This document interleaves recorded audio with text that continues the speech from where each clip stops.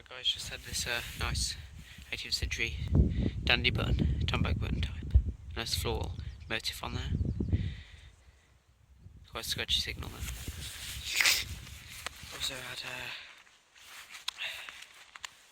very nice bit of thick twin pottery. Typical 20th century plain 4-hole button there. And also a nice typical Victorian button with lettering around the edge there, depicting and inscribed where it was made and who made it. And the strange find here, let me find it. Here we are. Looks like a coin to me, but it's actually in some iron core, as you can see, which is extremely unusual. No idea what that is, but I cannot get it out. Looks like George V on there as well. That is extremely strange, but that's certainly a coin of some description. That's unusual. Right, that's all I've had so far, really. So, we've done this place before, but I'm just going to give it another go, this field. There are new fields available to detect that were previously undetected, but give this another one a quick go, as it was quite productive. So, other than that, guys,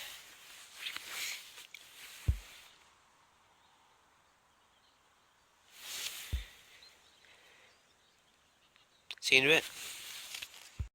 Right guys, my dad just had barely 2 inches down there with T2. We're just doing this bit here. As you can see, just had this very nice George IV farthing.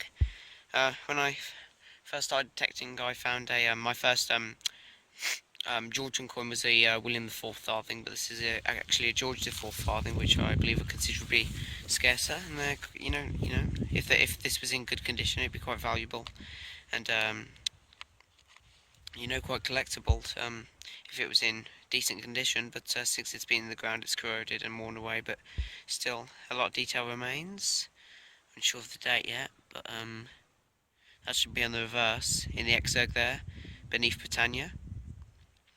But yeah, that's a very nice coin. Nice George IV farthing. Quite an unusual one. Don't find that every day. So yeah, other than that, guys, catch you in a bit.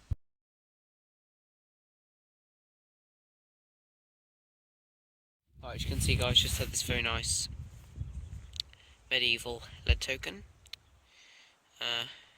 It's got sort of the pellet type design. It's got a cross there, or a partial cross. That looks like a quadrant, 3 sort of quadrants, even though a quadrant would make up a circle of 4 segments. Although this is of course 3 segments, so I don't know what to call that. But yeah, then it's got this nice arch here, as you can see, which has been impressed and infused into the lead.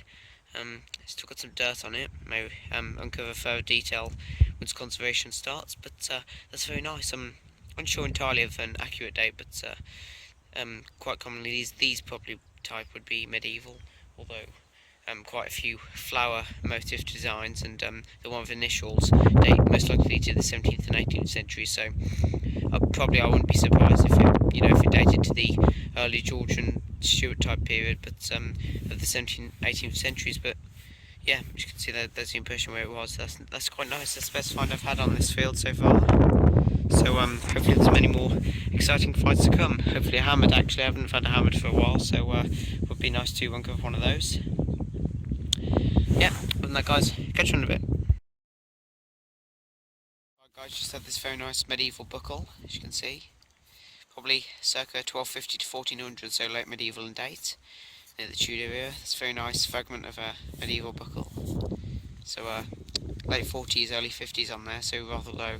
Thought it was going to be a bit tin foil, but since it's very thin, probably copper alloy, bronze of some description. Very nice late medieval buckle. So 2 medieval bits a day, that medieval lead token, and now this. So this is a superb find.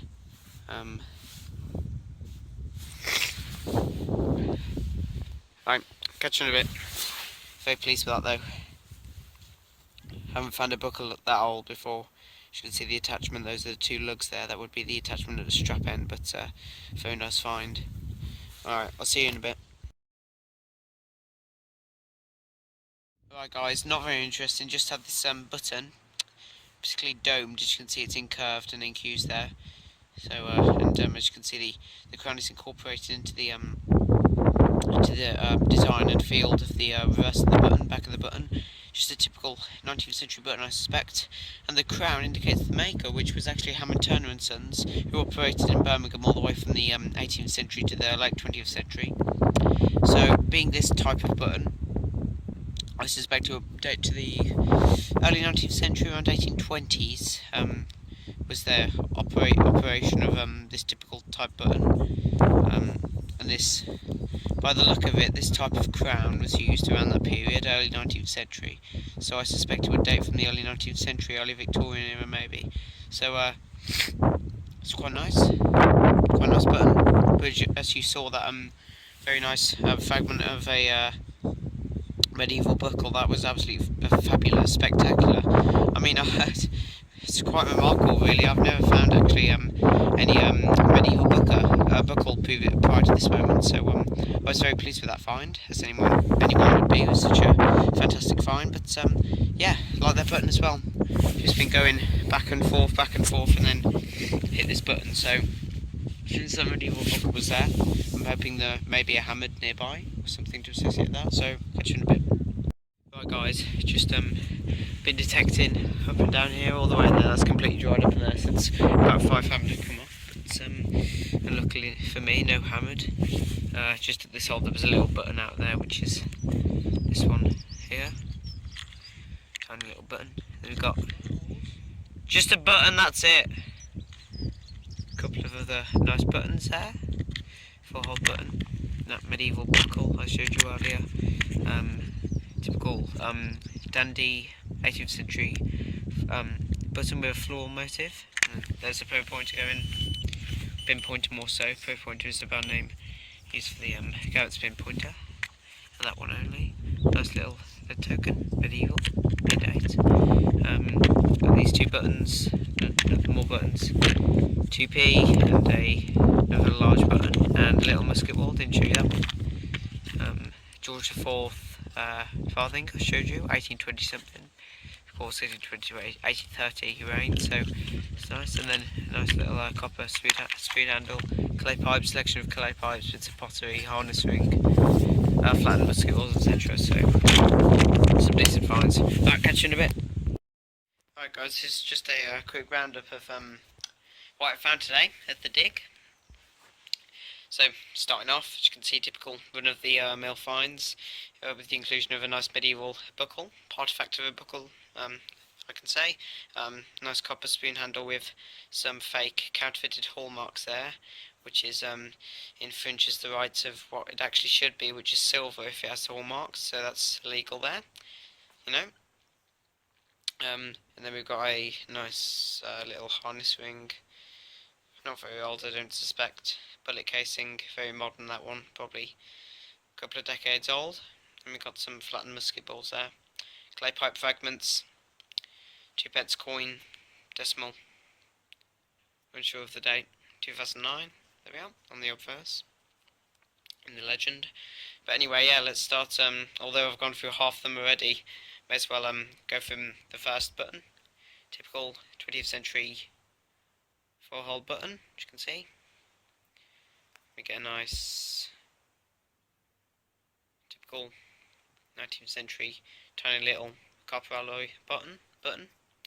A nice 18th century sort of Georgian Victorian era highly polished pewter button, so that would have belonged to someone of fairly higher status. Seeing so it's polished, it's quite a nice button.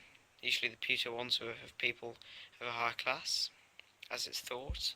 But yeah, and then we got this nice treble gilt, or gold gilt as it's known, domed sort of button, which actually depicts a crown on there, indicating it was made under the button makers, manufacturers Hammond, Turner and Sons in the early 19th century. So we can focus in there. It does struggle to focus sometimes, but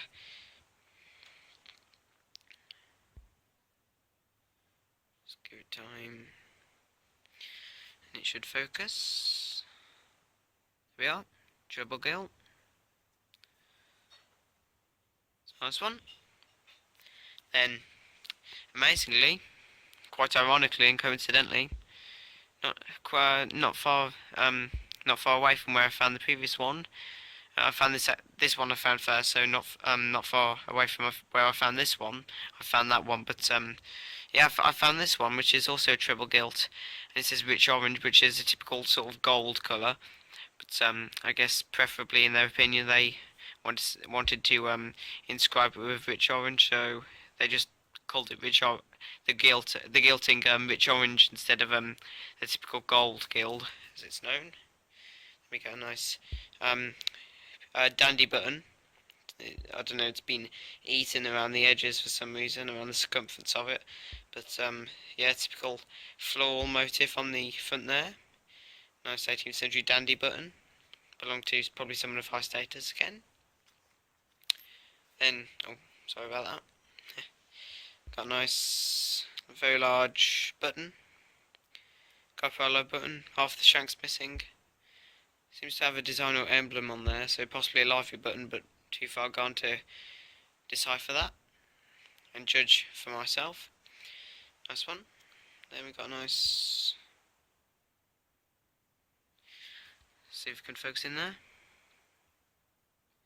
Nice lead token. It's got the 3 pellets there, dots, in 3 quadrants there, in the 3 segments.